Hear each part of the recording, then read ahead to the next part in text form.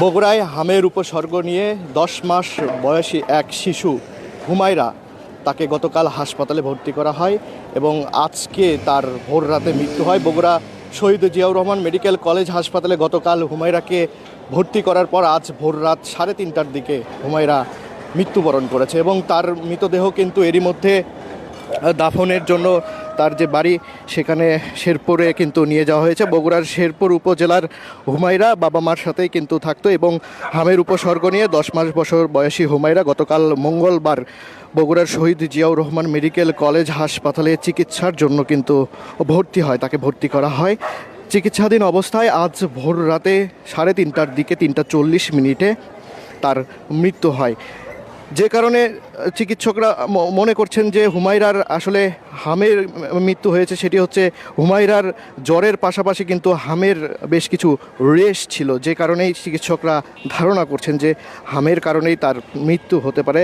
হুমায়রার যে উপসর্গ সেটি কিন্তু সংগ্রহ করে ঢাকায় প্রেরণ করা হয়েছে বলে আমরা হাসপাতাল সূত্রে জানতে পেরেছি। এরই মধ্যে বগুড়ার শহীদ জিয়াউর রহমান মেডিকেল কলেজ হাসপাতালে হামের জন্য আলাদা করে আইসোলেশন কেন্দ্র তৈরি করা হয়েছে। সেই আইসোলেশন কেন্দ্রে এখন পর্যন্ত 10 জন শিশু কিন্তু উপসর্গ নিয়ে ভর্তি হয়েছে। তবে স্বস্তির কথা আপনাদেরকে দর্শক একটু জানাতে চাই যে মেডিকেল কর্তৃপক্ষ যেমনটি জানিয়েছে, গত এক সপ্তাহের মধ্যে 18 জন শিশু হামের পরীক্ষা করা হয় এবং তাদের কারোই কিন্তু হামের উপসর্গ পাওয়া যায়নি। তবে এই যে 10 জন শিশু হামের জন্য চিকিৎসার জন্য হামের উপসর্গ নিয়ে আইসোলেশনে ভর্তি রয়েছে, তাদেরকে কিন্তু উন্নত মানের চিকিৎসা দেওয়ার জন্য কিন্তু হাসপাতাল কর্তৃপক্ষ প্রয়োজনীয় যে ব্যবস্থা সেটি কিন্তু গ্রহণ করা হয়েছে।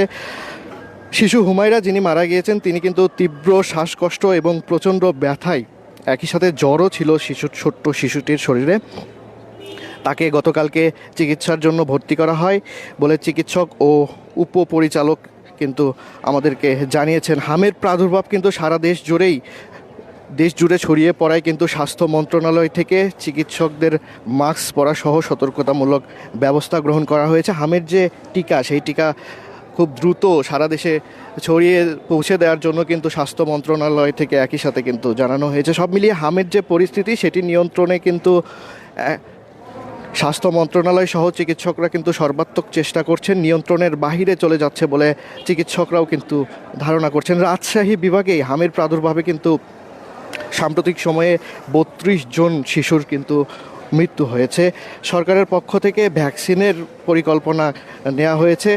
হামের রোগী যেভাবে বৃদ্ধি পাচ্ছে তাতে করে শঙ্কার পরিস্থিতি তৈরি হয়েছে বলে চিকিৎসকরা কিন্তু জানিয়েছেন। মহামারী আসার আগে যে কোনো প্রয়োজনীয় ব্যবস্থা গ্রহণে হাসপাতাল কর্তৃপক্ষ কিন্তু প্রয়োজনীয় ব্যবস্থা গ্রহণ করছে, যাতে হামের প্রাদুর্ভাব আসলেও যেন তারা সতর্কতামূলক ব্যবস্থা গ্রহণ করতে পারে। জনবল ও চিকিৎসার যে যন্ত্রপাতি সেগুলোরও কিন্তু ব্যবস্থা করা হচ্ছে বগুড়া শহীদ জিয়াউর রহমান মেডিকেল কলেজ হাসপাতালে। এবং শহীদ জিয়াউর রহমান মেডিকেল কলেজ হাসপাতাল হামের জন্য একটি আইসোলেশন বিভাগ কিন্তু করা হয়েছে, সেখানে আলাদাভাবে হামেরই চিকিৎসা দেওয়া হচ্ছে শিশুদেরকে। এবং দর্শক আপনাদেরকে যেমনটি জানাচ্ছিলাম যে আজ ভোর রাত 3:30টার দিকে হুমায়রার মৃত্যুর পর তার মরদেহ বগুড়া শহীদ জিয়াউর রহমান মেডিকেল কলেজ হাসপাতাল থেকে তার বাড়ি শেরপুরে নিয়ে যাওয়া হয়। সেখানে তার দাফন সম্পন্ন হয়েছে বলে আমরা যতটুকু জানতে পেরেছি। এবং অন্যান্য শিশুদের যে চিকিৎসা সেই চিকিৎসা সেবাও কিন্তু সর্বাত্মকভাবে চেষ্টা চালিয়ে যাচ্ছে বগুড়ার শহীদ জিয়াউর রহমান মেডিকেল কলেজ হাসপাতালের চিকিৎসকরা। এবং বগুড়া শহীদ জিয়াউর রহমান মেডিকেল কলেজ হাসপাতালে হামের উপসর্গে